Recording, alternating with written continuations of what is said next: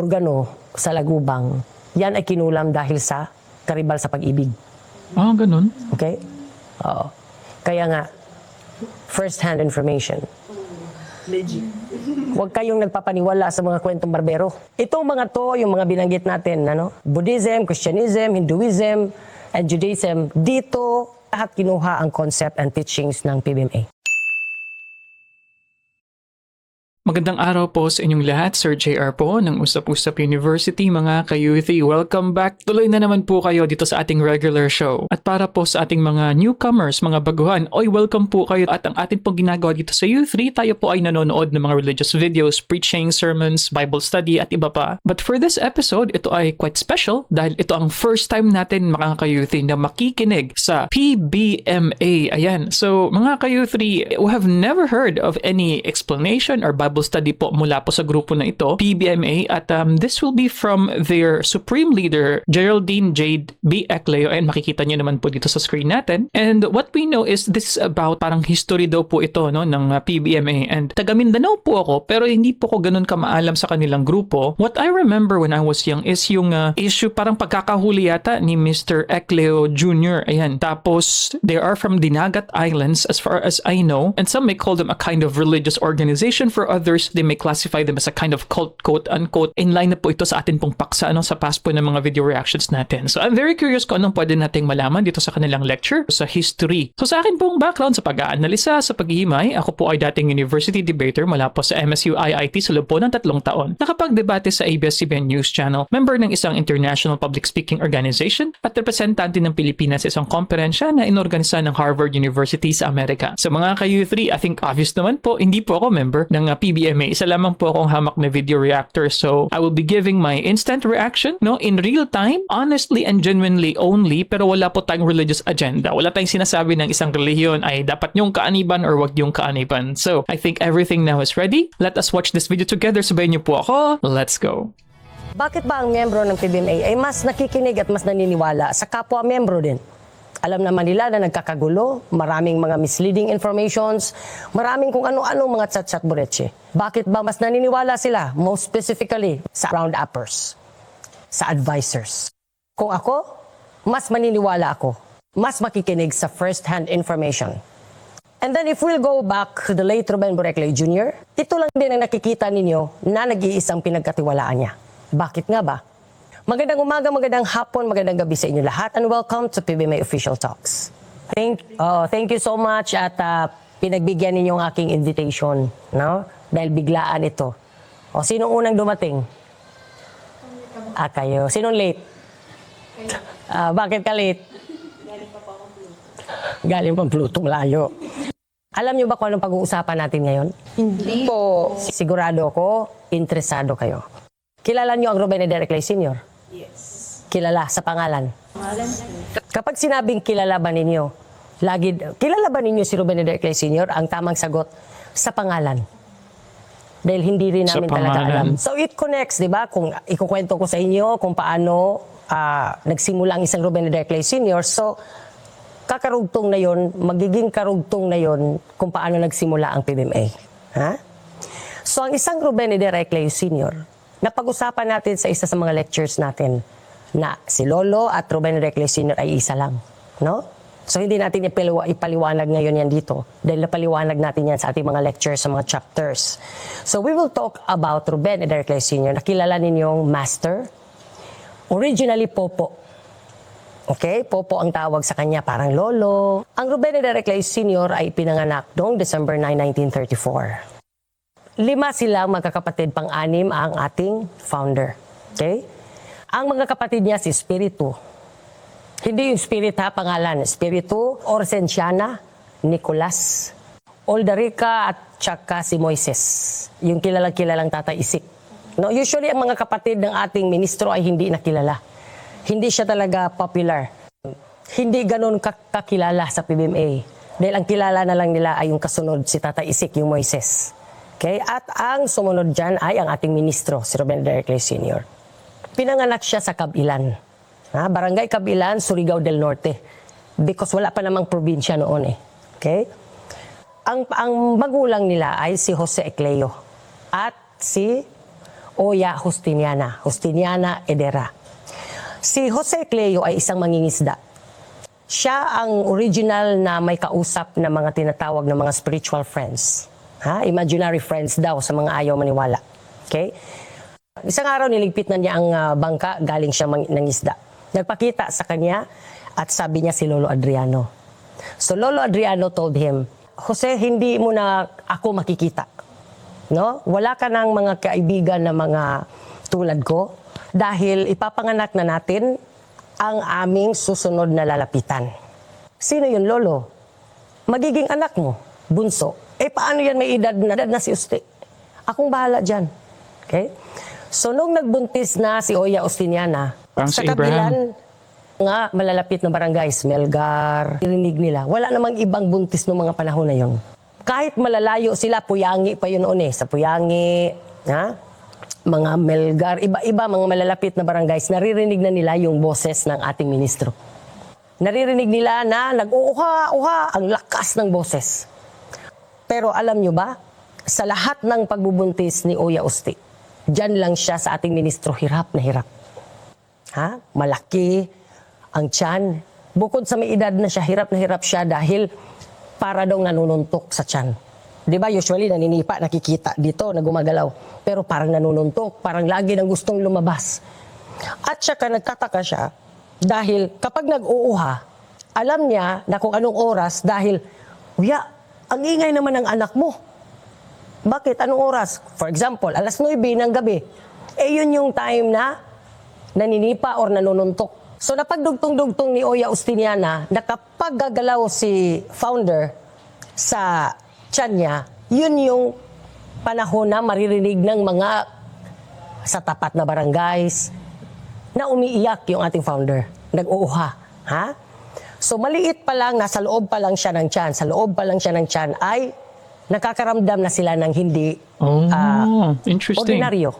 Or meron ng mga misteryo sa likod ng pagbubuntis ni Oya Usti. Okay? Noong December 9 of 1934, bigla na lang yan nalaglag. Dahil sa sobrang hirap na hirap, magluluto sana ang ating Oya Justiniana, nalaglag sa kusina sa kanilang bahay. Napakahirap nila, mahirap. Mas mahirap. In fact, nung binalikan natin nung governor na tayo doon sa San Jose, dahil gusto sana natin i-preserve, wala na doon dahil umangat na ang tubig, natabunan na yung lugar na yun kung saan siya ipinanganak. Meron yung dahilan. Alam niyo kung bakit? Gagamitin ang mga kadugo, gagawing negosyo, hanggang sa magpatayan, mag-aaway-aaway sila. Dahil maraming turista na pupunta doon. Okay, so, para wala na lang gulo, tinabunan na ng tubig, umangat ang tubig. So, nung nalaglag, siguro sa pikon ni Oya Justiniana, siya na rin ang nagputol ng pusod. Hindi mapaliwanag na pangyayari. Bigla na lang nagtatatakbo si Oya Usti. Hindi na nila mahanap. And si Tatay Jose noong mga panahon na yon ay nasa laot. Yung kapatid niya na si Nicolas, yun ang naiwan doon, hindi alam ang gagawin sa bata. Pagdating ni Tatay Jose, nagulat na lang siya dahil wala na ang asawa niya. So hinanap nila ng hinanap. So syempre na bahati ang kanyang atensyon. No? May bagong ipinanganak and then hindi na makita ang asawa. Hinanap nila ng hinanap. Umabot ng 7 araw. Nung umabot na ang 7 araw, nakita na nila si Oya Usti. Sinundan nila yung patak ng dugo. Hindi nila talaga agad mahanap dahil doon lang nila hinanap sa within Kabilan. Sinong mag-aakala na natagpuan si Oya Usti sa pinakamataas na bato sa barangay Melgar? So paano niya tinakbo yun? Nilangoy? Yan ang hindi mapaliwanag ng mga tao doon. At nung natagpuan siya ay hindi na normal ang kanyang pag-iisip. Para alam ko rin ang sagot doon kung bakit naging ganon. Dahil ang isang Ruben Ecleo Sr. ay nakaplano na ang buhay. Bumabalik na maging normal. Simula nung araw na yun ay pinanganak niya. Maraming mga panahon na nawawala na siya sa sariling katinuan. Kung gagawing normal ay hindi magiging maayos ang kanyang pagmimisyon. Dahil merong nanay nag-iintay, pagagalitan, saan ka na naman bata ka galing? Nung mga panahon na yun, Kapag bumabalik ang kanyang maayos na katinuan, siya na rin ang nagtuturo, magbasa, matalino ang ating Oya Ustiniana. Siya ang nagtuturo kung paano magsulat ang ating founder, magbasa, no? Yung mga basics. Dahil noong mga panahon na yun, wala pang eskwelahan sa lugar nila. Napakahirap ang lugar na yun. Okay? Minsan nga umiinom sila sa dagat. Walang kuryente, walang tubig, napakahirap. Kung hindi ka magsipag pupunta ng laot, ay wala kang makain. At hindi sila kumakain ng kanin araw-araw. May mga panahon na ang kinakain ay kalibre. Ano bang kalibre? Kamuting kahoy, yellow tops, mga dahon, no? Kaya naranasan niya ng ating founder. Nung nag-edad ng 7 anyos ang ating founder, nung naglalaro siya kasama yung mga kaibigan niya, ito ay kinuwento niya noong 1987. Kumakain kami sa Green Meadows.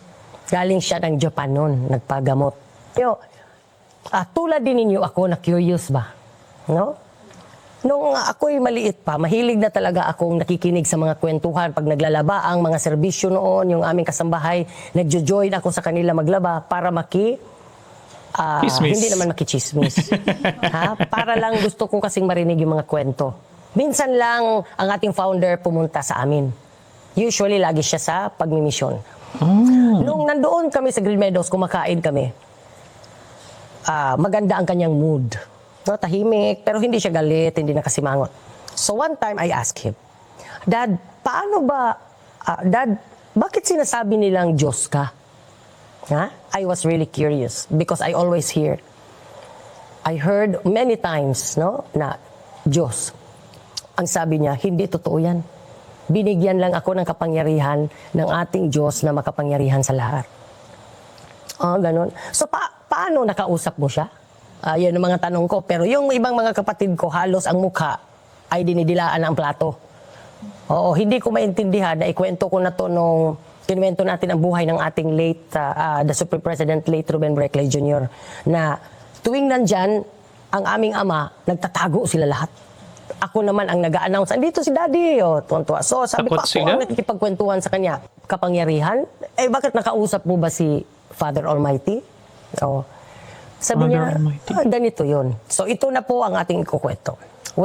Nung 7 years old siya, naglalaro sila ng kanyang mga kaibigan. Very interesting. So ito po parang life story, no? Based sa perspective ni Miss Jade dito. And si Jade nga ang Supreme Leader ngayon, no? And at the very beginning, I noticed na parang nasabi niya in a way na nagkaroon ng power struggle, I guess, no? Sa mga Ecleo. Dahil syempre, pagkatapos po kasi talaga namamatay yung isang founder or leader ng isang religious organization, isa po sa pinaka-common dyan na issue ay yung succession, no? Sinong papalit? Sino hahalili? And the next question there usually is yung legitimacy, no? Bakit siya? Sino nagde-decide na ito ang dapat na maging leader at hindi itong isang particular na tao? Bakit hindi yung right-hand man ng ating leader? Bakit kinakailangang bloodline? So this kind of power struggle is extremely common. And for better or for worse is yung next po na humahalili, may mga pagkakataon po na hindi yan gusto ng congregation, something like that. But here so far, yung mga nagets natin, yung founder nga na si Ruben Ecleo, senior, no? Senior po yan, ay namuhay sa Surigao po dati at hindi pa po na-divide yung mga provinces into dinagat province, I suppose. At yung lolo, no? Tama po ba? Kung di ako nagkakamali. Ayun daw po talaga yung unang may, kumbaga parang skill or ability na makipag-usap sa mga quote-unquote imaginary friends. Yun pong sabi ni Supreme Leader Jade dito, yung si Lolo Adriano daw nga po. And some parts of yung early childhood and even yung pagiging baby pa, no? Ng founder nga po ng PBMA, pag sinusuntok daw, hindi sipa, sinusuntok, no? Yung tiyan doon ng kanyang nanay na si Uya Ustiniana ay naririnig daw ng mga ibang kabarangay na nasa malayo na na parang umiiyak daw po. So very fascinating. And of course, these are narratives. And the reality of course mga kayuthi, so mga ganyan pong mga pagkukwento, hindi po ito rare na yung mga founders po is like there is something special with them, no? Na hindi sila ordinaryong tao katulad natin. And these kinds of stories, as it is mga kayuthi with our mga epics natin, katulad ni Lamang for example, who also has a very interesting na kumbaga childhood story. So this is quite common sa mga tao po na nagiging founders. Ang term po niyan sa political science and no pun intended, cult of personality, no, mga kayuthi. May nakita siya, sabi niya, may nakita akong ilaw. Ang daming ilaw, parang mga alitap-tap. No? Mga fireflies. So, habang naglalaro kami, hindi na ako makafocus sa aming patintero kasi maghihintay kami na malaki ang buwan. Kasi walang ilaw, walang kuryente. So, kumukuha lang kami sa moon na ilaw. Okay? Naglalaro sila lagi ng tumbalata. Okay? So, hindi na ako nakafocus sa aming paglalaro, doon na ako nakatitig. So, bakit ang daming ilaw doon sa isang lugar lang? Hindi niya namalayan, nararamdaman daw niya na lumalangoy siya. Ha? Dahil sabi niya, bata pa daw siya, tinitrain na siya talagang lumangoy. Kasi kumukuha sila ng isda. One time, yung mga ibang kapatid, muntik na lunod, nadulas kasi madulas eh. Tsaka may kantil doon, yung biglang lumalalim. Oo. So bata pa siya, marunong na siyang lumangoy, but not that far. Hindi niya maintindihan, alam daw niya na lumalangoy siya, pero hindi na niya mapigil ang sarili niya. And that was the first time na lumangoy siya ng gabi at napakadilim. Oh, it's a public knowledge na masyadong malalim doon. Okay? So hanggang palapit siya ng palapit sa ilaw, nakita niya barko palang malaki. Okay? Nakita daw niya puro mga Amerikano, in short, puro foreigners. Hindi daw siya pinapansin. Kumakaway-kaway siya dahil napapagod na siya sa kalalangoy, biglang may sumilip daw na may bungot. Ano ba yan? Beard ba? Ano bang beard? Ano bang beard? Yung Bigote. Balbas. Okay, ano yung mustache? Bigote. So bigla daw may sumilip doon sa ganyan sa kanya. Nagsenyas daw na saglit, no? Mayroong balbas, foreigner. Parang Skinny Rogers. Okay? Di, mamaya, hinagisan siya ng salbabida. Okay? So, tamang-tama talaga sabi niya. Alam niya, maniwala kayo sa akin. Nakataas pa yung isang paa niya, nagkwento siya, naninigarilyo siya.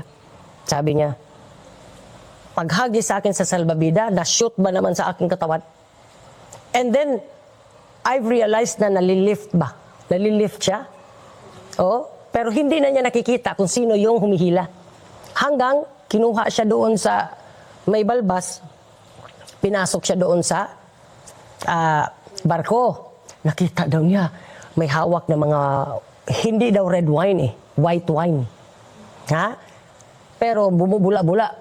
Sabi naman ni Mami, sparkling water yun. Sabi. O, basta ganun yun ga. Ganun, no? Ganun yun, Mi. Sabi niya. O, di nakikinig din si Mami sa kanya. O, habang nagkukumakain. Tapos nakataas yung paa niya, nagkwento. Sabi niya, pagdating ko doon, hindi naman ako marunong mag-English. Sabi niya, hi, hello lang. Hindi ako pinapansin. So, naririnig daw niya. So, nag-enjoy, nagkukwentuhan sila. Ang dami-dami daw foreigners. Puro foreigners, no? Mga Amerikano, mga Amerikana. Iba-ibang mukha. And then hindi siya pinapansin, lakad lang daw siya ng lakad, lumulusot daw siyang ganyan, hindi daw siya pinapansin, basang-basa siya. Hindi siya pinapansin, dapat, hindi daw siya parang nakikita. Biglang may lumapit sa kanya. Nung lakad siya ng lakad nila, laki-laki daw ng barko. Lakad daw siya ng lakad hanggang umabot siya doon sa, hindi dulo dito pa ganun. May lumapit sa kanyang matanda. Babae, lalaki? Babae. Okay? Babaeng matanda. Na ang ganda ng buhok, parang ganito yung buhok, parang nakatis, oo, naka-Burberry din, joke. Light blue ang color ng damit, parang naka-Amerikana ba na babae na nakapalda. Binigay sa kanya daw ang librita na maliit. Meron binigay na maliit na it's a color white na ganyan kaliit. Sabi niya, basta maliit yun, Mami. Sabi niya, G, maliit yun, G, ganyan kaliit. Ganyan. Hindi ako makapagsalita. Oh. Hindi ka marunong mag-English eh. Hindi nga, sabi niya. Hindi rin ako makapagsalita. So, hindi daw niya mabukas ang bibig niya. Binigay daw ganyan. Tapos, may lumapit din daw na lalaki at inabot yung panyo doon sa babae. Yung babae daw na foreigner ang nag-abot din ng panyo sa kanya. At kinuha uli yung maliit na book at binalot. At sabi, try to read this and you have to keep it. No? Bakit mo marunong naman akong umintindi, sabi niya. Marunong akong umintindi, pero hindi ako marunong magsalita. Pero hindi ako makapagsalita noong time na yon. Basta ang ibig daw niyang sabihin, itago mo to at babalikan kita. Taka ko, paano ako uuwi? Mababasa ito. Ha? Hindi nga daw siya makapagsalita. Go na daw, go. Oh. Dilakad siya, bumalik siya doon sa dinaanan niya. Ang daming mga foreigners, lakad lang siya, hawak siya ng hawak. Nung lagi daw siya nakatingin sa book, pag ganyan niya, nandoon na siya sa bahay niya. Okay? Oh. So ako naman nakikinig tulad ninyo, ha? Oh, ganyan ako. Ay, hindi pa naman way auso noon. Sabi ko talaga, ganyan, di, tahimik lang. Yung ibang kapatid na kaganyan, no? Parang humahalik sa plato. So, ako lang nakatingin na ganun. Oh, yung ibang kapatid, yung isang babaeng bunso, yung ewan ko kung. Basta nakikinig ako sa kanya ganyan. Nung pagtingin daw niya ganun, nandoon na siya sa bahay niya. Ha? Sabi naman ito ng mama daw niya, saan ka na naman galing? Bata ka. Oh. So, pinago daw niya yung book. So, naghanap daw siya. Kasi tabi-tabi naman daw sila parang sardinas noon. Wala nga silang banyo eh. Ha? Sa labas pa. Ha? Oh. So, saan niya itatago ito? Baka makuha ng mga kapatid. So, ginawa daw niya, nagkalot, ano ba yun? Naghukay siya. Oh, nung nakita niya na nag-ahain na ng pagkain, nagmadali daw siya, kunyari pupunta doon sa kusina, lumusot daw siyang ganun at iihi daw siya. Naghukay siya at dilagay niya ang libro doon. Okay? So, buti naman daw hindi umulan. Binalikan daw niya yon kinabukasan. Tuwing gabi, in short, tuwing gabi, binubulat-lat daw niya. Hindi daw niya maintindihan kasi mga drawing. Na, which, sabi niya mga drawing, yun ang ating ginawang mga formulas. Ha? Kaya bago tayo umabot doon, so mga drawing, hindi daw niya maintindihan. Hindi man siya marunong magsulat, ay magbasa. Kasi bata pa siya, 7 years old eh. Kaya nagtuturo lang naman sa kanya, yung nanay niya ay A, B, C, mga ganun, A, B, K, D. Hindi daw niya, balik na naman daw niya. Gabi-gabi daw yun, hindi daw niya mabuksan ng umaga kasi makikita siya ng mga tao. Ha? Noong 1949, so lumipat na sila. In-enroll siya sa San Nicolas College sa Surigao. Okay? Paano nalaman yan? Dahil ang mga tao noon magkakakilala. Okay? And very popular siya eh. Dahil magaling manggamot. Okay? So, paano mangyari yun? Nandito si Ubeng. Kasi ang mga alias niya ay Ubeng, Ben, Fred, Tony. Ha? Doon siya kilala. Dr. Laway, Boy Isangipon. Ha? Okay. Nandito doon sa Leyte Samar, kilala siyang Ben at saka Ubeng. Ha? Nandito si Ubeng, ha? Paano mangyari yun? So, isang taon nga dito eh. Paano mangyari yun ay nag-aaral doon sa... Paano nangyari yun eh? Kaklase niya doon sa San Nicolas, anak ko. Ang galing nga daw. Ha? Excellent student nga. Hindi pa sasabihin ng teacher, mauuna na. Oh. Ha? Hindi mangyari yun. Nandito. So, it was a public knowledge na doon na nag-uumpisa na nakikilala siya. Dahil dumami na, andyan si Ruben. Doon si Ruben. Nung taon na yun na ganyan, nandoon din siya. Tapos nandoon pala sa Leyte. Hanggang pumunta na siya ng Cebu, Bukidnon, Misamis Or, Butuan, Davao. Ganon din. Nakilala din siya na nandoon si Ubeng sa inyo. Oh, hindi. Yang mukha na yan, yung sinasabi mo, si Fred yan. Ano ka ba? Sa Davao, si Tony siya eh. Ha? Oh, sa Butuan, hindi aboy, isang ipon siya eh. Misamis Or, ano ka ba? Dr. Laway ang pangalan niya doon. So hanggang sumikat na siya ng sumikat dahil ang galing manggamot. Noong 1952, bumalik yung barko. Nung bumalik na yung barko na yon, lumangoy daw siya. Ha? Pero kitang-kita niya, pero magtataka siya yung mga kaibigan niya, hindi makita yung barko. Ha? Naglalaro pa rin yung mga kaibigan niya, pero nakikita daw niya, it was very clear na tinatawag siya doon sa may parang deck. So lumangoy siya. Malaki na siya eh. So lumangoy siya. Ang bilis lang daw niya umabot doon, may hagdanan na. Ha, umakyat siya doon. Pag akyat niya, nagpakilala, I am Dr. Huge Tovar. And then sabi naman, I am couple jury. Right? Sabi daw, couple jury. I am the captain of the ship. But I am a captain in the military. Sabi. Tinanong niya, just the two of you here? Ay, ate, marunong mag-English ha? Siyempre, high school na siya eh. Marunong siya mag-English. Ha? Yes, just the two of us. Walang kasamang iba. Silang dalawa lang. Ha? Sa pagbalik. Pumasok sila sa kwarto. Oh. So, anong sabi, Dad? nung nagpakilala, sabi, follow us. Nung sumunod daw siya, pumasok daw sila sa kwarto, which, ang sabi niya, hindi ko na lang ikwento. Basta, anong hindi mo ikwento? Hindi ko ikukwento kung anong itsura ng kwarto. Basta, tinuruan nila ako, binigyan nila ako ng instructions. He made the story short ba? Okay? Kasi sabi nga natin, may mga tayo magsasabi lang ng katotohanan, pero hindi lahat ng katotohanan ay pwedeng ikwento. Ha? So, sabi niya, binigyan nila ako ng instructions, what to do. 1952 siya sumakay ng barko. Okay? Hindi niya namalayan. Nung ibinaba daw siya, binaba siya sa hagdanan. Pagkatapos niyang makinig ng instructions, kaya pala hindi niya maikwento kung anong itsura doon sa kwarto. Kasi pagbaba niya ng hagdanan, doon sa barko, merong boat na nag-iintay na maliit, hinatid siya doon sa kabilan. 1 taon na pala siyang nawala. Ganun? Oo.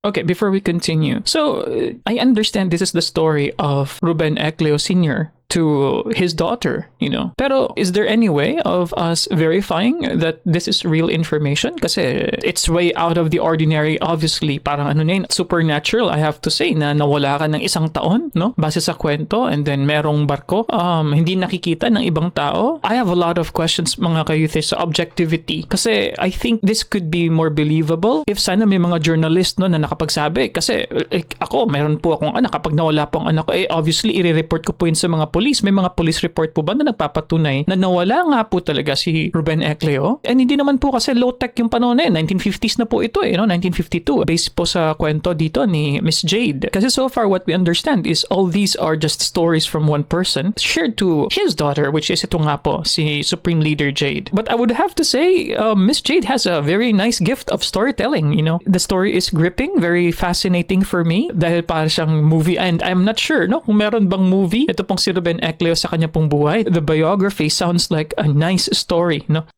Doon sa kwarto na yun na pala siguro yun na iba-ibang lugar na ang nakita niya. So, noong 1953 bumalik siya sa Leyte, Samar. Kinuwento niya, "Ubeng, ang tagal mo naman bumalik, na miss ka namin." Sabi niya, "Galing akong Amerika.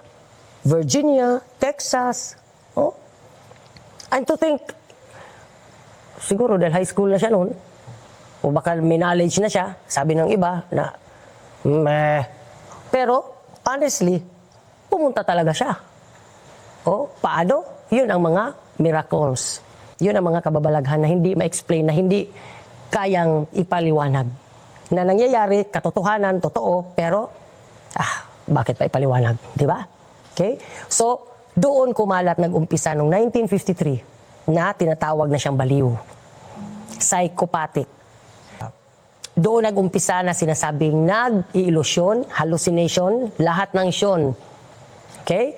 So doon na nag-umpisa na kumalat na baliw na si Ruben Ecleo Sr. Nung nag-edad siya ng 12 anyos, pumunta siya uli sa Leyte, Samar. Pero hindi na doon sa mga kung saan siya nanggagamot. Pumunta siya sa bundok. Kilalang kilala yan sa Leyte, yung mga bundok na yon, na hindi pinupuntahan ng mga tao. Bakit? Nandoon ang mga wild animals. Kilala na mga phytons, mga iba't ibang mga animals na kakain ng tao. Doon siya. So nagtataka sila, bakit nandoon siya? Nakakatakot. Yung mga loggers na siguro galing sa ibang lugar at doon namumutol ng puno, yun ang mga testigo na pag bumababa sila, nakikita daw nila yung Ruben na kausap ang ahas, yung mga animals, at nakikita nila na nagme-meditate, no? Na may nakakita na sinabi na taga Bohol, taga Cebu. Dahil nung nalaman na siya pala si ganoon, si ganito, yun ang binalita sa amin doon. Taga Bohol din, na nung nagpunta sila ng Leyte, Samar, yun yung Ruben na umaangat. Nakita nilang umaangat, no? Na naka-Indian sit down na nag-meditate, umaangat. At sumusunod din daw yung mga ahas, nanonood daw ang mga wild animals. Nanonood sa kanya. At hindi siya tinutuka. Wala nga nakakapunta sa bundok na yun sa lugar na mismo kung saan siya, dahil andoon yung mga delikadong animals. So, hindi, kahit naman magkwento sila, Hindi naman nila kilala noong mga panahon na yon ang ating ministro. Noong kumalat na yung pangalan niya at na-describe na kung sino siya, doon na kumalat na, hala, yun yung nakita ng mga loggers na taga rito rin sa Bohol na nagpunta ng Leyte, na umaangat at laging kausap ang mga animals. Noong 20 years. Nung nag-edad siya ng 21, 1955, basta na lang hinatid siya doon sa lugar kung saan siya nag-asawa. Okay? 1955. Sa ating Mami Glenn. Siyempre, mahirap lang ang ating ministro, laging nasa bundok, no? Nakaranas siya ng panglalait. Natural, dahil apo siya ng Kapitan del Barrio, panganay pa ang ating Mami Glenn. May kaya ang ating Mami Glenn ng mga panahon na yun doon sa kanilang lugar. No? Kilala sila. Dahil healer din ang kanyang ama na si kilalang Lolo Bintoy. Okay? Nakaranas din siya ng panglalait at naduraan pa nga siya nung lola. Dahil napakahirap, ang tsinelas pangit, no? Nakaranas siya ng mga ganon. Pero dahil tadhana nga at sila talaga, hanggang nakaranas din ang ating Mami Glenn ng pag-disown. Kasi panganay si Mami Glenn paboritong apo. Ha? So dinisown ng lola at lolo hanggang tumira sila sa Maguinda. Noong mga panahon na iniwan niya ang ating Mami Glenn sa Maguinda, nagpatuloy siya, nagpunta ng Bukidnon, Davao, Misamis Or, Butuan, no, kung saan-saan siya nagmimisyon, doon siya nang gagamot sa mga manobos. Kilala siya doon sa Bukidnon, Davao, no, na mga manobos. Alam niyo yung anong manobos? Yung mga tinatawag na indigenous people, no, IPs. Doon siya kilala, nang gagamot siya. Anong mga panahon na yun na nandoon siya sa Misamis Or? Sa Ruben, sa Bukidnon, Tony, Davao, Fred, no? Same year, pero ang daming lugar na pinupuntahan. Doon na lalong nabalita na nag-a-astral ang ating ministro. Kumalat ng kumalat na astral projection. mapapagamot. Oo, nandito. Uuwi siya sa lugar niya. Saan ka galing? 3 araw ako doon. For example, Bukidnon. Nagpagamot ako kay Ubeng. Or Ben. Hindi siya kilalang Ruben Ben or Ubeng. Mas kilala siya sa ganon. Galing ako doon. So to cut the long story short, same year, same buwan, same lahat, pero iba-ibang lugar. Nandun siya. Mm-hmm. At isa lang ang pagkatao niya, pero maraming pangalan.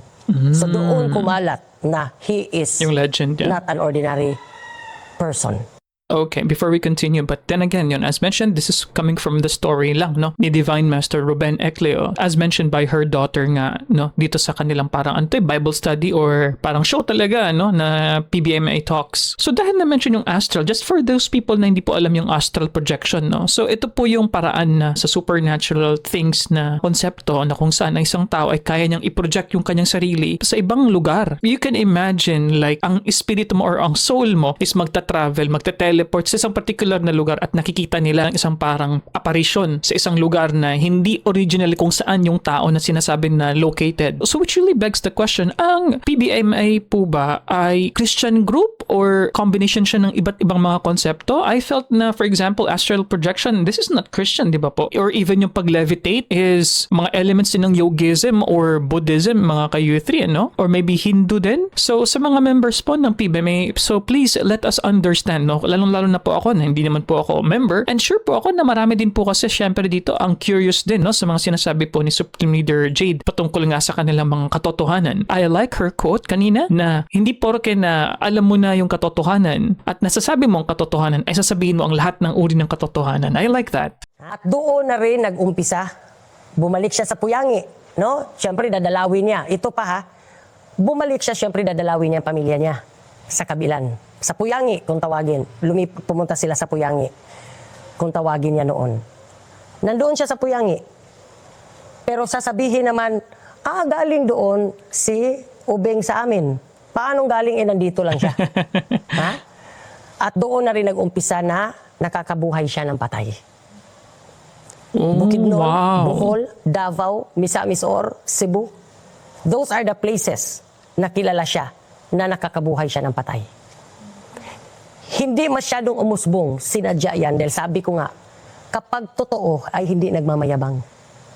Kapag nakakabuhay siya ng patay, for example, ang first na nakabuhay siya ng patay ay 1958. Okay? Doon sa Bukidnon. Pero ang pangalan na gamit niya ay Tony. Ha? Nakabuhay siya uli ng patay sa Bohol, ang gamit niya ay Fred. Nakabuhay uli siya ng patay, ang gamit naman niya ay Ubeng. Nakabuhay siya uli ng patay, ang gamit naman niya ay Dr. Laway.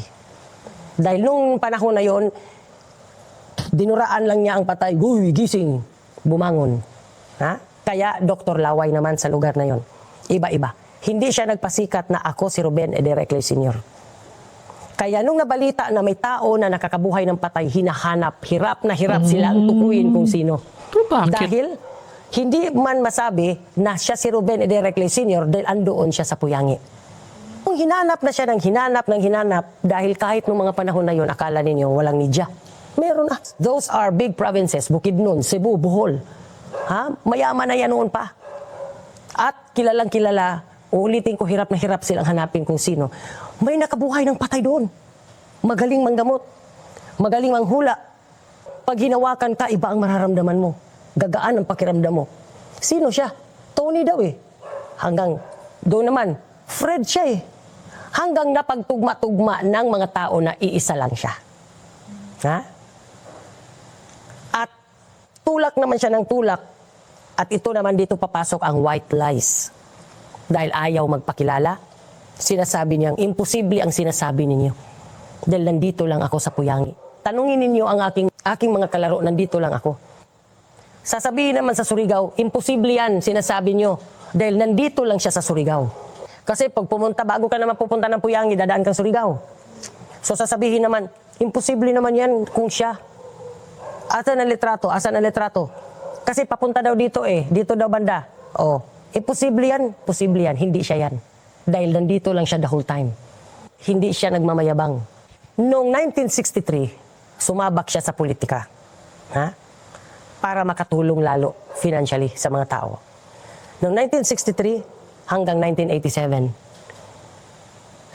he was awarded the most outstanding mayor dahil sa kanyang pagiging charismatic leader at undefeated mayor. Noong mga panahon na yon, mga 60s, wala pang termino. Ha? Hanggat gusto ka ng tao, ang isang Ruben Ecleo Sr. lamang sa mga panahon na yon ang undefeated mayor. Walang talo, katalo. Ha?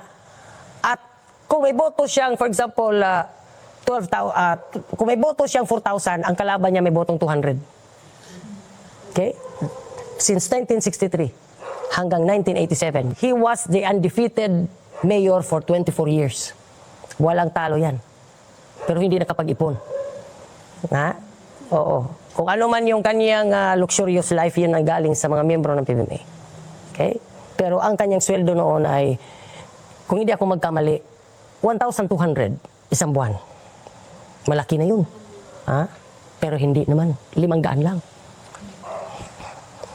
At ang mauwi sa pamilya, 20 pesos. Noong 1957, ha? Sabi ko sa inyo, may media noong mga panahon na yun. Lumabas siya, umpisa ng September 26, 1957, finitsure siya dahil nahuli siya. Nahuli siya na, ikaw pala yung bumubuhay ng patay. But he was featured only as Ben. Ha? Dahil bigla siyang umalis eh. He was featured the first time sa Who magazine. Yun ang pinakasikat na magazine ng mga panahon na yun. Noong 1950s. Umabot yan ng 1986. 16 series. Ang unang title sa kanya noong 1957 ay The South Mysterious Superstar. Okay? Kilala siya as Ben. Umabot ng ilang taon, meron naman The Most Mysterious Man in South. Iba-iba yan. Fred naman. Last na feature siya, no, 1982, 83, dahil hindi siya makatanggi isa sa pinakamalaking lugar sa Surigao City, no, na maraming tao, na masyadong malapit sa puso niya. Secret ko na lang, hindi ko na lang sabihin.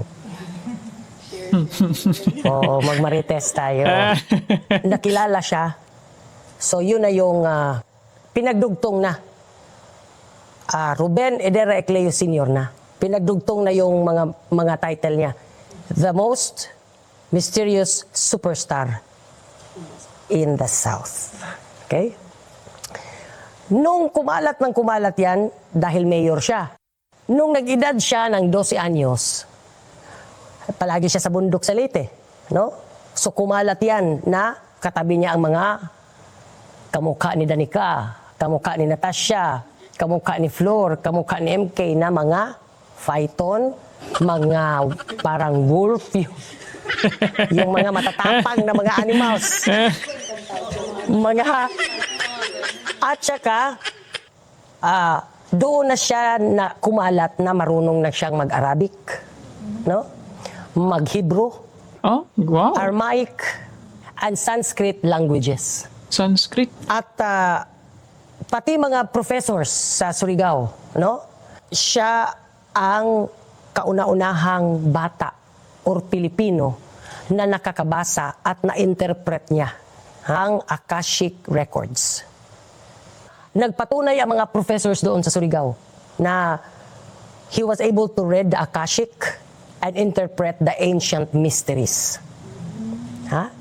He was able to read and interpreted sa iyang mga sinusulat sa mga bato ng Egyptians, Mayans. Kaya kumalat ng kumalat yan. Okay. Ang Akashic Records, yan ay nasasabi mo ano ang mangyayari bukas. Yan ay in front of the public, mag-a-astral ka. Okay? Na bigla siyang mawawala sa paningin mo, andun siya sa likod. And then syempre, dahil marami, even Jesus Christ was not able to please everyone. Jesus Christ was even tagged as demon. He was even tagged as psychopathic and crazy, right? Na nandyan sa kanya ang demonyo. Of course, Ruben Ecleo Sr. also. Because nakakabuhay siya ng patay, nawawala siya sa harap mo, andun siya sa likod mo nagsasalita. Kaya, nung kumalat ng kumalat yan, and then he also taught in Surigao, Davao, Bohol, Bukidnon, big schools. He also taught Akasha. No? Akasha is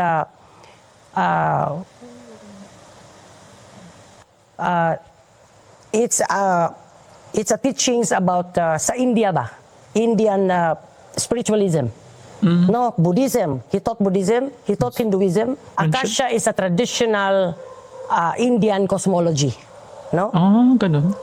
Nung nagsasabi siya na ilan ang buwan, anong sukat ng buwan, anong sukat ng stars, ganito, ano ang mga planets, Chacha, Echeboreche, etc., etc.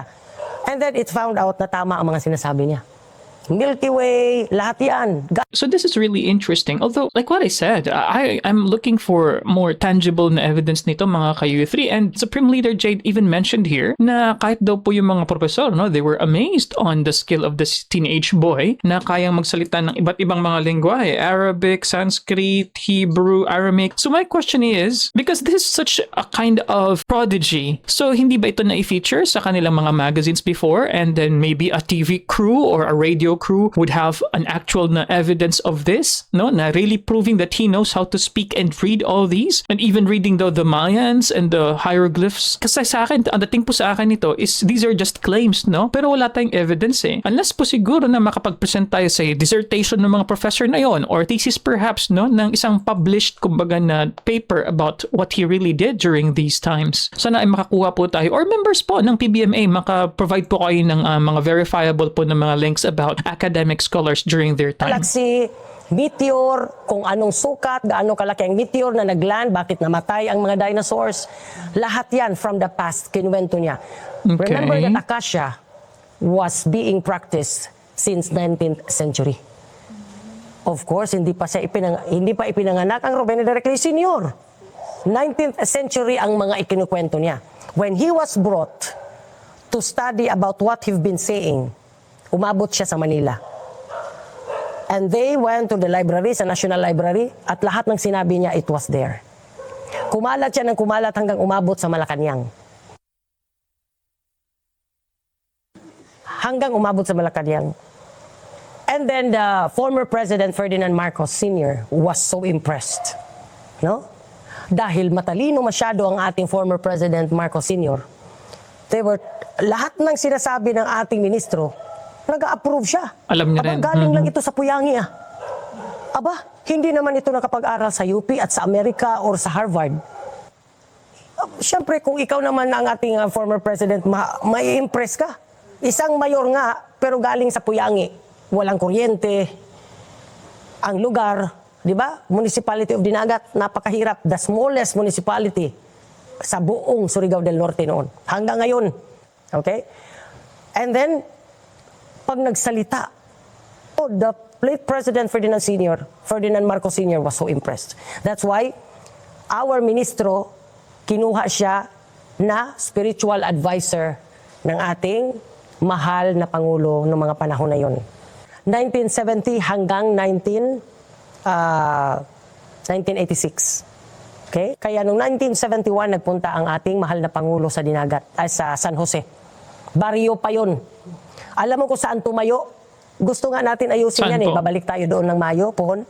Ayusin natin, lalagyan natin doon ng cord, and then mag-announce tayo. Baka kayo dyan, mga viewers, may picture kayo. Nung nagsasalita ang ating mahal na Pangulong, former President Ferdinand Marcos, doon sa Talisay, sa Purok Uno. At nakapatong lang siya sa Pepsi. Na kahon. Case. Doon siya nakapatong kay sawa ng Diyos, napakatangkad, no? Oo. Nakapatong siya doon, nagsalita. Okay? At pagbaba niya ng speedboat niya, pag angat niya doon sa pantalan natin, lumuhod siya, nag-bless sa ating ministro. Imposibleng walang pictures yun. Kung meron kayong mga pictures yun, nung nag-bless ang ating mahal na Pangulo ng mga panahon na yun, the late Ferdinand Marcos Sr. At nung nag-speech siya doon sa Purok Uno sa may Talisay, buhay pa ngayon ang Talisay 3 hanggang ngayon. Ipagbigay alam naman ninyo sa atin para gawin natin yung history at ilagay natin doon yung mga pictures. Ha? So, walang nakaisip niyan. Ilang taon na kayo mga mayor dyan, paulit-ulit kayo dyan. Wala naman mga pala sa pakialam sa papa nila. Bawali ka. Itong mga to, yung mga binanggit natin, Buddhism, Christianism, Hinduism, and Judaism, dito lahat kinuha ang concept and teachings ng PBMA. Islamic, Christianism, Islamic din? all kinds of religion. Pinanganak ang ating Ruben Ecleo Sr. December 9, 1934. Nung nag-edad siya ng 6 months old, bininyagan siya bilang aglipayan. Kasi yun ang relihiyon ng kanyang mga magulang. Okay? Aglipayan, walang pagkaiba yan sa Catholic eh. Pero ang pari lang ay may asawa. Okay? Kaya ang dasal natin, andoon ang ating Panginoong Jesucristo, Santisima Trinidad, Santo Santas, Anghel na nagbabantay. Because this kind of religion, Catholic, Roman Catholic, believes in Mama Mary, saints, angels. Ha? Ang tanong mo, Natasha, kung hindi mo alam paano nag-umpisa ang PBMA.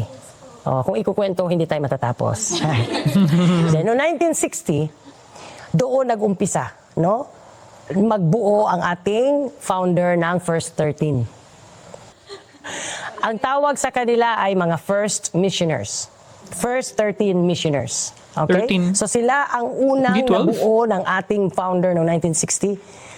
Dito ka doon ka sa Bohol, Miss Or, Bukidnon, more of Northern Visayas. Okay? Davao. So, doon nag-concentrate. Okay? Nanggagamot sila noong 1960 to 1965. Okay? So, nung umabot na ng 3-point-something million ang followers, doon na nagdesisyon na itayo na ang PBMA. Okay? Same year also, nung in-announce na itukod na natin, itayo na natin ang PBMA, same year also of October 19. Okay? So same year also of October 19, Supreme, jalab pala itong October 9. So same year also of October 19, 1965, tayo ay narehistro sa Security Exchange Commission. Noong 1972, estimated, ang membro natin ay umabot ng 7+ million. Okay? Noong 2002, it went down to 3.4 million members because of what had happened to the late Ruben Ecleo Jr., our Supreme President. Nung lumabas na sa media of the killings, the murders, the massacre, nag-nosedive ang ating membro, 50%. Noong 1987, it went down to noong 1987, it went down to 4.7 million. Ngayon, 100 members na lang. It's because it was already prophesied. Sinabi na yan noong 1982 at saka 1984 na itong PBMA mamahahati ito sa apat. PBMA, first, nung nawala ang katawang tao ng ating ministro 1987. Nahuli ang ating Supreme President, the late Ruben Ecleo Jr. Rubinian came. And then, Red Ringers. See? Then PBMA. Because these four, the reasons why we were trimmed down. So that four was the reasons why we were trimmed down. 87, nahuli. Rubinian, Red Ringers. Okay? And then, ang blue and white, that's the real PBMA. Because, kung ano ang naumpisahan ng mga nagtayo, yun din ang katapusan. yung iba, ang totoo kasi hindi magmamayabang yan. Diba? Because, alam niya ang totoo. Ay, naku yan. Yung iba, pagmamayabang yan. Huwag kayong pipikit.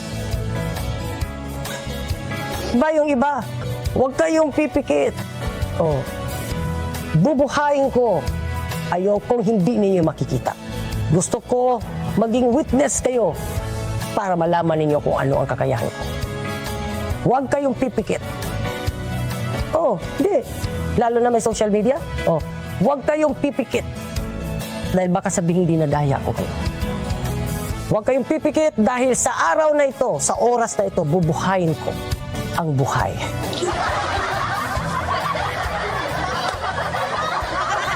Ang yabang! Pero ang ating ministro, nag-iba-iba ang pangalan para hindi siya makilala dahil ang goal why he was brought in this world is to help. Diba? Hindi naman pwedeng gawa-gawang istorya. It was written in the history, in the National Library, that Ruben Ecleo Sr. ay nakabuhay ng patay. But again, isisingit ito.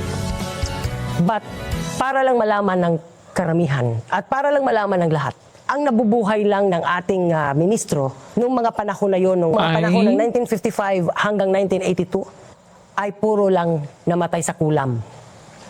Because that is from the power of a black magic. Black power. So yun lang ang pwedeng sugpuin ng tunay na sugo ng Diyos. Hindi pwedeng pakialaman yung mga namatay sa natural death, like mga namatay sa sakit sa cancer, ganyan. So ang pwede lang, paano malaman?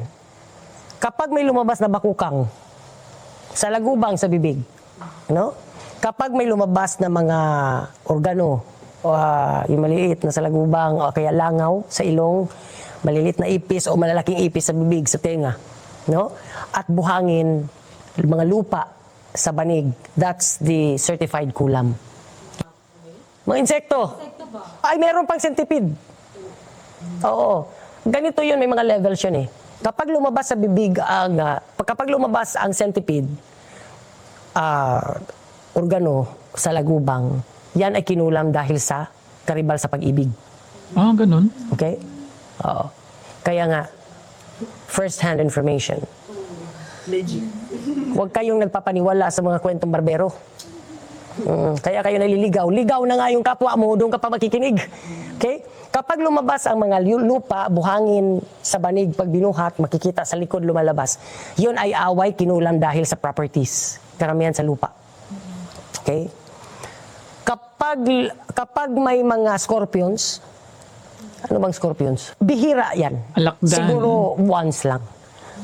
Okay, before we continue, very interesting to. So, ito po, binibigyan tayo ng insight mga ka-youthy, sa perspective ng PBMA on how they look at ito po mga cause of deaths na sinasabi na ito ang kayang gamutin nga, ni Dr. Laway, ano pa yun?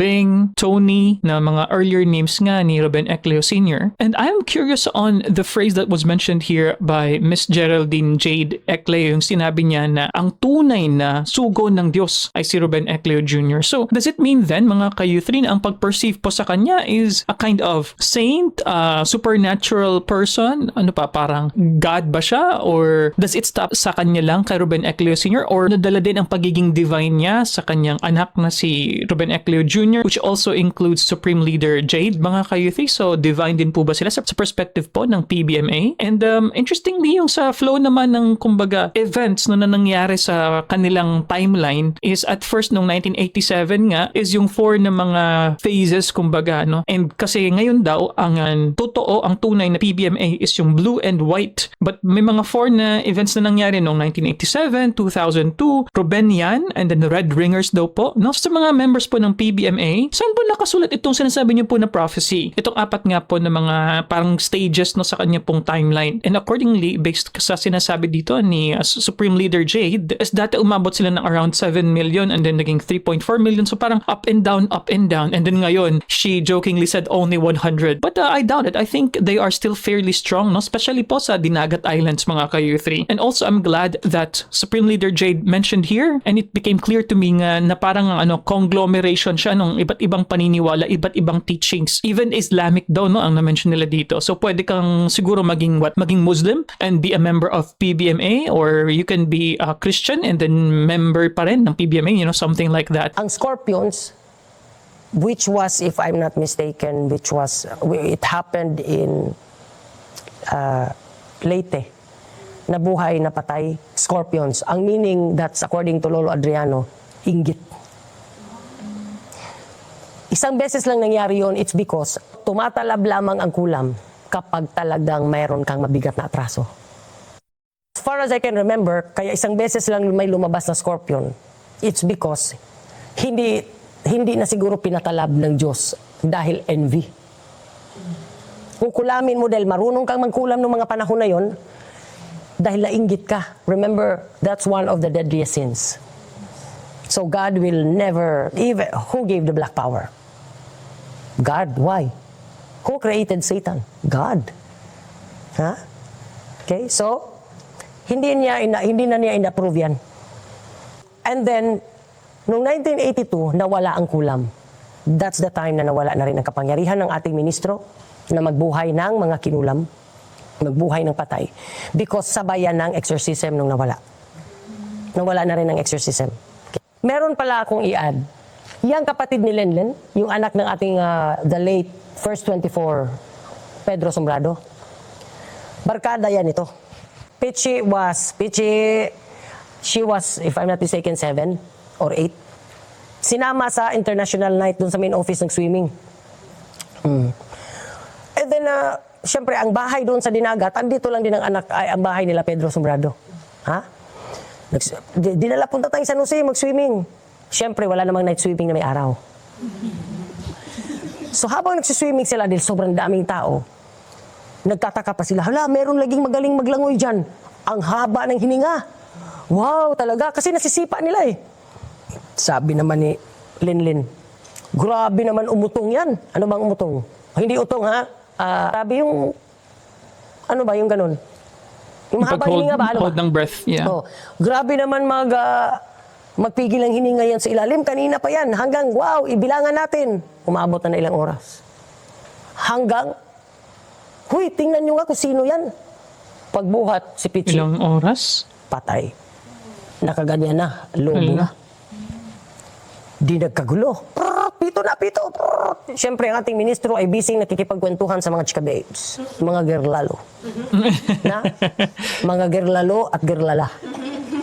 Siyempre, conference yun eh. So, biglang, Master, yun na rin. Sabi naman ni ni the late Pedro Sombrado, First 24, Master, patay na ang anak ko. Hindi man nagpaalam si Inday Jade. Patayin ko rin siya. Para patas. Pero lumuhod siya. Ha? Dahil alam ng ating ministro na wala na siyang kapangyarihan, dahil noon, bangon, ganun lang eh. O kaya, laway. Dura. Hindi naman kulangot, hindi pa nangyari yun. Hindi lalo babangon kay maalat man. Okay? Dahil alam niya, because of the faith, biruin mo naman. Siguro sabi niya, ano na lang, paano natin ipaliwanag ang mutya pagdating ng panahon kung wala na ito? Paano natin may satupad ang ating programa sa PBMA? Wala namang mutyo, wala namang iba. Ito lang naman. Siguro yun. Sigurado ako.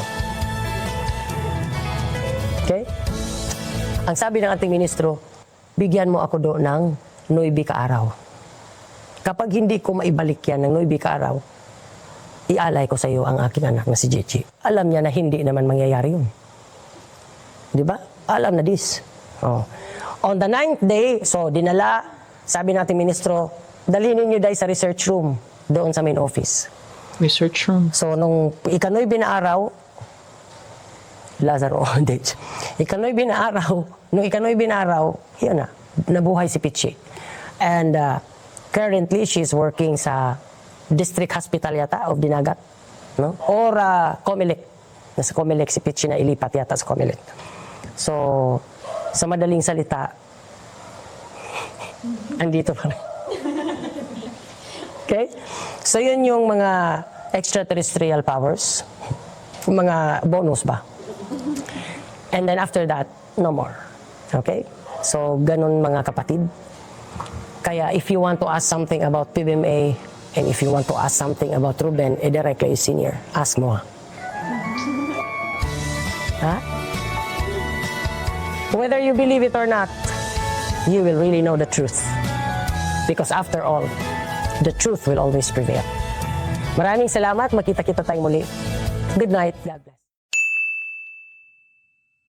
Okay, mga ka-youthie, so dyan po nagtatapos ang ating episode. First time po na nakapakinig tayo ng isang lecture. Parang lecture ito no? Kumbaga first-person testimony about her father na si Ruben Ecleo Sr. nga. And yung life, no? And papaanong nag-start, at least parang brief history. I'm sure naman po, tama, I agree with Supreme Leader Jade na hindi, kumbaga, enough, no? Yung isang sit-down lang na lecture about it. It would take a very long time, pero I think she did a great job of, kumbaga, condensing it. Although na-notice din natin yung parang sound na merong parang tiniplay lang yata paulit-ulit, parang hindi yata nakasync ng mabuti kasi the music guys playing the background music, parang closing sound no or closing music na yata yun. But anyway, so at least in general we understood dahil nga sa pagkikwento patungkol nga sa buhay ni Ruben Ecleo. Although like what I mentioned, yes, I like it because it's gripping story, but I honestly would want to get yung tangible sana na resources kung meron man po no sa mga members po ng PBMA, please send us yung mga credible na links na ma-review din po natin. Kasi for example, if he said that he was a teenager and he can understand yung Aramaic, yung mga Hebrew, ito po ba ay na-document ng tama? Meron po ba mga broadcasters nung panahon na nag-record, nag-interview? So indeed, these things are very incredible. And sa mga supporters po ng PBMA, kung meron po kayong actual po ng mga links on the actual na preaching siguro, ano? Kasi I'm also very interested about that dahil parang pagsasama-sama po pala itong paniniwala po yata ng PBMA, ng Kristyanismo, ng Hindu, Buddhist, ayan, may concept pa ng Akasha which is kind of new age din na movement at saka Islam din po. So kung ganun po na pagsasama-sama ito, ano pong porsyento, ilang porsyento, ano po ba to? Parang equal po ba na 10% po silang lahat or 15%, you know, something like that? Kasi hindi po ba posible na magka-kontra-kontra din ito yung mga paniniwala na pinag-clump up into one na paniniwala nga po ng PBMA? So please comment below what you guys think about that, mga ka-U3. If you like these kinds of contents, you can watch that video over there, playlist over here, subscribe for more, and I'll see you guys next time. Peace. Bye-bye. See you later.